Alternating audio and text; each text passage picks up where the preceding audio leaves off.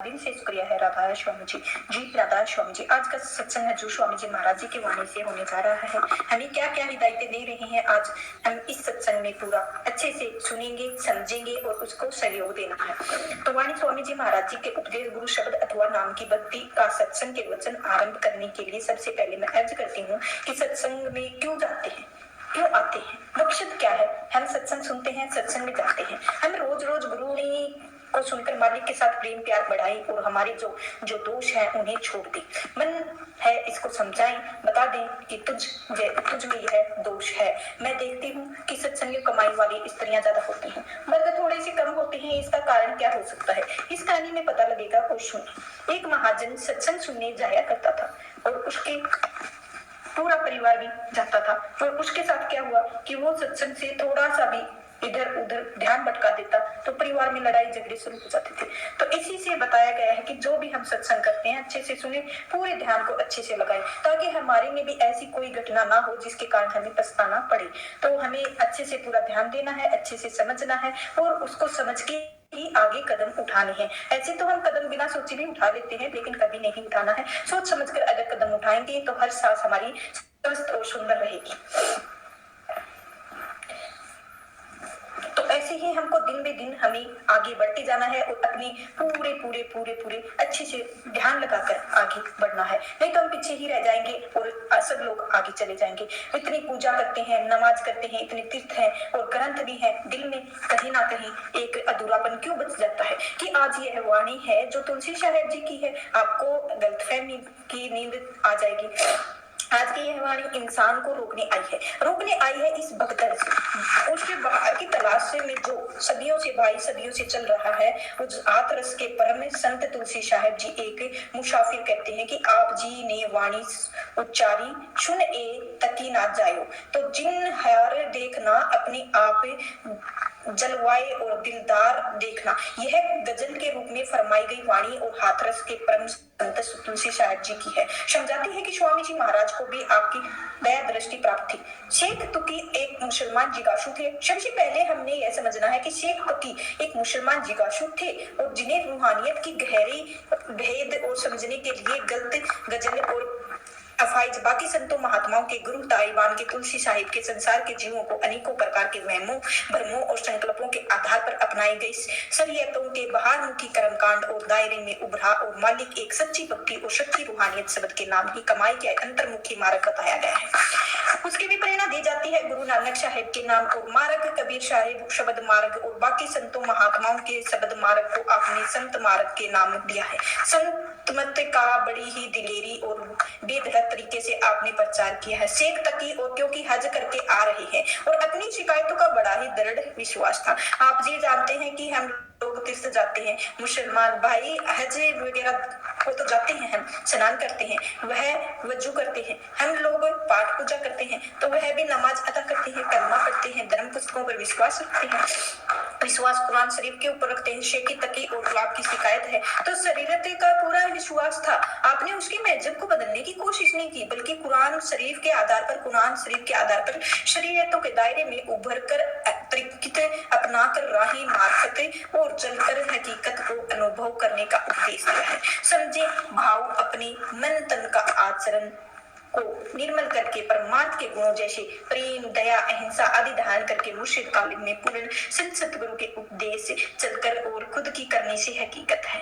तो सब क्या सच है, क्या सच्चे परमात्मा को अंतर में अनुभव करने का आदेश आपने दिया है। क्या आप शेखी तकी और वार्तालाप में समझते हैं, फरमाते हैं कि तकी तोल जाना नहीं, कहो कुरान की बात, दिल दरियाफत अपनी करो जो कुरान की ठात है। कहते हैं कि तकी और कुरान की बात तो करते हैं, तो बात तो करते हो, कभी सच्चे दिल की गहराइयों से विचार तो करो। कुरान शरीफ का उपदेश क्या है? फिर क्या आप एक प्रश्न पूछते हैं 14 भिन्न बतलावे भिन्न 24 पीर दरसा वो कौन तबक में नबी का वासा तबक का करो खुलासा।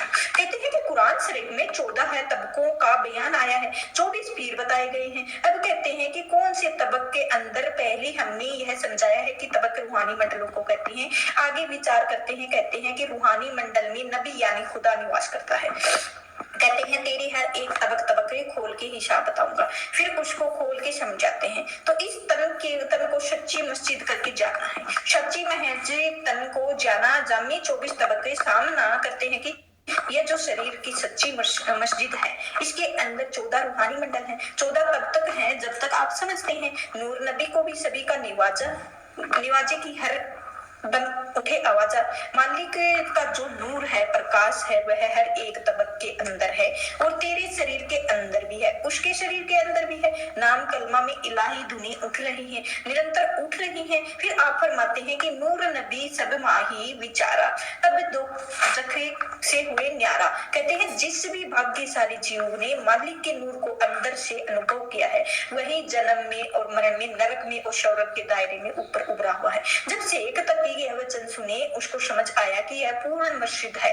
वचन फरमा रहे हैं, कह रहे हैं कि तुकी तुलसी मैया तुम गुरु पीर हमारे गुरु धारण कर लिया। उस वक्त में आकर शेख तकी को अंतर्मुखी मार्ग समझाने के लिए यह गजल फरमाई है, क्योंकि हज करके आ रहे हैं। सबसे पहले तो उसको समझने जाने की कोशिश है। वह परमात्मा खुदा शरीर का अंदर है, अनुभव कर सकता है। बाहरमुखी अंतर्मुखी अपनाने की कोशिश करो और समझाया है कि कोई किसी का भी धर्म महजब को यह मार्ग अपना सकता है, सभी अपना कर सकते हैं।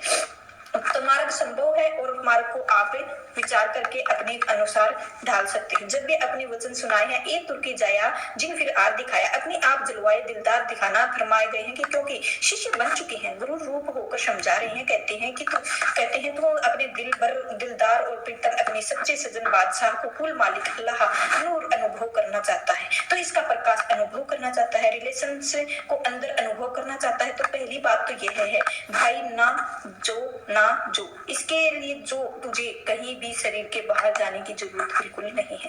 कहते हैं जिन हार देखना वीर तेरे लिए वर्जित है, क्योंकि शिष्य को समझा रहे हैं। कहते हैं कहीं भी बाहर जाना तेरे लिए वर्जित है। एक और जगह आप बड़ी दिलेरी से ऐसे वचन फरमाते हैं। आप फरमाते हैं कि शेख तकी को समझाते हुए नकली मंदिर मस्जिदों जाए और शब्द अफसोस, कुदरती मस्जिद के साकिन दुख उठाने के लिए बड़ी ही अफसोस की बात है। इंसान अपने आंखों के जो ईंट पत्थरों मंदिर बनाए हैं, धर्म स्थान बनाए हैं, जाकर तो मालिक को ढूंढने की कोशिश करते हैं। जो असली मस्जिद जो मालिक ने खुद अपने रहने की जगह बनाई है, उसको जिसको नर नारायण कहकर हर मंदिर ने कहा है, उसकी शाकिन उसमें रहने वाला मालिक का अंश है। शाकिन का इशारा है कि आत्मा की तरफ रूह अमीर और रब्बी मालिक के अंश जो शरीर के अंदर निवास कर रही है, उसको तूने डाला है और इसी इधर भटकने रखा है और आवन के बंधनों में डालकर रखा हुआ है। तीसरी बादशाही ऐसे ही वचन फरमाते हैं, काया अंदर आपे वसे अलख ना लखिया जाए। अब वह कुल मालिक परमात्मा शरीर के अंदर है, वह अलग है, क्योंकि हमारी ज्ञान इंद्रियां उसको देख नहीं सकती हैं, आंखें नहीं सुन सकती हैं, कान सुन नहीं सकते हैं। कहते हैं इसीलिए अलग और लखा नहीं कर सकता है। कहते हैं मन मुखे मुगदे मुझे ना मन आधार पर चलने इंसान की बातें को समझते नहीं है। बाहर ढूंढते हैं परमात्मा के अंदर, उस शरीर के अंदर ढूंढने की कोशिश करते हैं। स्वामी महाजन ने ऐसे ही वचन फरमाए हैं, खोजो रे पिया निज गटे, मैं तुम पे पिया मिलना चाहे भटको मत जगत में। सबसे पहले आपने समझाया उस प्रीतम को नूर दिलदार और जलवा अनुभव करने के लिए बाहर जाने की जरूरत बिल्कुल नहीं है, अंदर में ही अनुभव करना है। और दूसरा आपने समझाया है जिन हार देखना, एक दूसरे के भाव का जिन हार होता है वहाँ मन को कहते हैं, और कहते हैं कि भक्ति में बैठा अपने ख्याल को भटकने नहीं देता है। इस बात को ख्याल रखना है कि ख्याल को एक एकाग्रचित और मुक्त पॉइंट के ऊपर उसके बारे में आप समझाते हैं। आप जी जानते होंगे, चाहे काम परमार्थ हो या स्वार्थ हो, अपने ख्याल जगहों और एकाग्रचित होकर जरूर होता है। महाभारत में भी गुरु द्रोणानी और कौरव ने जब धनुष विद्या सिखाते, जब शिक्षा की पूरी तरह उनका इम्तिहान लेने के लिए उन्होंने एक बड़े पेड़ के ऊपर एक पक्षी की भूत को बनाकर रख दिया था। जब बच्चों ने कहा कि इनकी आंखें तेल लगाना है, तो फिर तब प्यार हो गए थे और पूछने लगे, किसी को पूछा तुम्हें क्या दिखाई दे रहा है, तो वह कहता जी मुझे मेरी हरियाली दिखाई दे रही है, पूरा जंगल दिखाई दे रहा है, पेड़ भी है, पक्षी भी बैठा हुआ है। दूसरे ने पूछा कि मुझे पेड़ दिखाई दे रहा है, उसके ऊपर पक्षी बैठा हुआ था। और फिर तीसरे कहते हैं कि मुझे पक्षी दिखाई दे रहा है। अब अर्जुन देव जी ने पूछा कि तुम्हें क्या दिखाई दे रहा है, तो उन्होंने फरमाया जी मुझे सिर्फ आंखें दिखाई दे रही हैं। यह होता है अपने तवज्जो पे ख्याल को एकाग्रचित करना।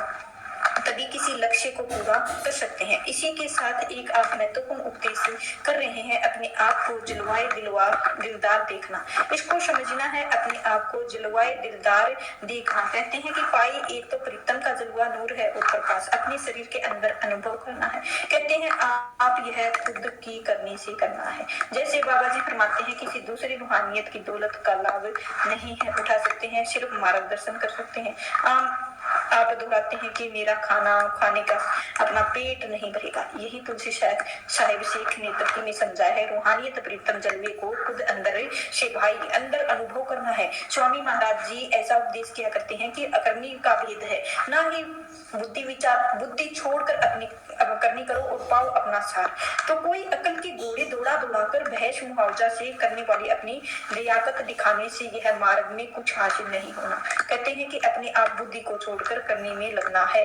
किस तरीके से लगन है, मुर्शिद के उपदेश में लगना है और कहाँ पर ख्याल एकाग्र करना है, ताकि प्रीतम का नूर और जलवा देख सकें। इसका भेद आगे खोलकर हमें समझाते हैं। पुतली में तिल है, तिल में भास राजकुल का कुल। इससे पर्दाए स्याह के जार पार देखना। आज साइंस समझाता है कि साइंस का युग है। साइंस बड़ी तरक्की कर रही है। अब साइंस दोनों ही में यह बात खोल के सामने आई है कि जो एक्चुअलिटी है, जो एसेंस ऑफ ट्रूथ, सच्चा शब्द, सच्चा नाम है, मालिक का नूर। कहते हैं मस्तिष्क के अंदर अनुभव कर सकते हैं। तो दो आंखों के पीछे लेकर की चोटी तक ही अनुभव कर सकते हैं। साइंस दोनों में से अनुभव किए हैं। दोनों संतों महात्माओं के आदि जुगात से यही उपदेश दिए हैं कि चलो आ रहे हैं और इस रूहानियत की बेस ऑफ रिस्पेक्ट करो। तो वो सच्चा है, नाम है, वेदों की श्रुति। कह रहे हैं यह इनकी जानकारी है और इनका निर्मल नाद भी कहा गया है। आकाशवाणी कह दिया गया है और बुद्ध महात्मा और स्नोरस लाइट कहते हैं दिया जो धनात्मक प्रकाश से कह दिया फारसी। महात्मा इसका सरोसा कह देते हैं। सुना जा सकता है संतों महात्माओं की शब्द। कह दिया नाम कह दिया। मुसलमान फकीर बांगे और आसमानी कलाम इलाही और समझ में नामों के लाखों करोड़ नाम हैं। आगे विचार करेंगे। रूहानियत के एसेंस को याद किया गया है। एक एसेंस रूहानियत का अनुभव कहाँ करना है, जो तुलसी साहिब बड़ी ही प्यार से शेख तकी को समझा रहे हैं। शेख तकी पुतली में ही तिल है, तिल से भरा राज्य और कुल का कुल है। तो पुतली कहते हैं देह को। कहते हैं तेरे इस शरीर की पुतली के अंदर ही क्या खास नुस्खा है। एक पॉइंट जिसे तिल कह रहे हैं समझा रहे हैं। कहते हैं कि पॉइंट के अंदर कुल मालिक परमात्मा अपने नूर को, अपने जहूर को, अपने प्रकाश को, अपनी रिलेशन को पूरे भेद के अंदर भरे हुए हैं। यह तिल क्या है? यह जो हमारी दो आंखों के पीछे जगह है, जिसको ऋषि मुनियों ने भू चक्कर कहा है, और जहाँ बहने माताएं तिल पर बिंदी लगाती हैं, ना तो संतों महात्माओं के तिल कह दिया है, तीसरा तिल कह दिया है, किसी ने तीसरा नेत्र कह दिया है और अंग्रेजों ने आई सेंटर कह दिया है। तो ऋषि मुनियों ने दिव्य चक्षु कह दिया है और इनके साथ ही इन्होंने 10वां दरवाजा भी कह दिया है। तो हमारी नाक, आंख, कान, मुंह, शरीर 9 दरवाजे हैं, बाहर की तरफ खुलते हैं। यह 10वां दरवाजा है जो अंदर की तरफ खुलता है। तीसरी आंख अंदर की तरफ खुलती है और इसको ही आत्मा का मुक्ति या मुक्ति द्वार कहा गया है। इस मुक्ति पॉइंट को आप तिल कहकर समझा रहे हैं। बाई उशकुल मालिक के परमात्मा ने अपने सारे नूर प्रकाश को रिलेशंस और रूहानियत के बारे में पूरे भेद और तिल के अंदर भरे हुए रखती है। उदाहरण के तरीके पर समझो कि हमारी आंखें जो हैं, यह 2 तिल हैं, उसमें भी है, और उसके अंदर जो खाकी रंग की पुतली है उसके अंदर भी एक आई लेंस कहते हैं। दोनों आंखों में आई लेंस है, उसके जरिए हम बाहर की दुनिया और रचना कुदरती मालिक ने रची है और उसको हम देखते हैं, सकलता देखते हैं, उनके गुणों को, सुंदरता और नीच स्थिरता को रंग के रूप में अनुभव करते हैं। इसी के तरीके से जो तीसरा तिल है, थर्ड आई शिव नेत्र है, इसके अंदर भी अंदर की तरफ खुलता है और इसके जरिए रूहानियत के सारे भेद और रूहानी मार्ग के अंदर अनुभव कर सकते हैं। तो आज का सत्संग इधर ही समाप्त होता है। आपको कैसा लगा जरूर बताएं। चैनल को लाइक शेयर सब्सक्राइब जरूर करें। आपका दिन से शुक्रिया होगा। राधा स्वामी जी। राधा स्वामी जी।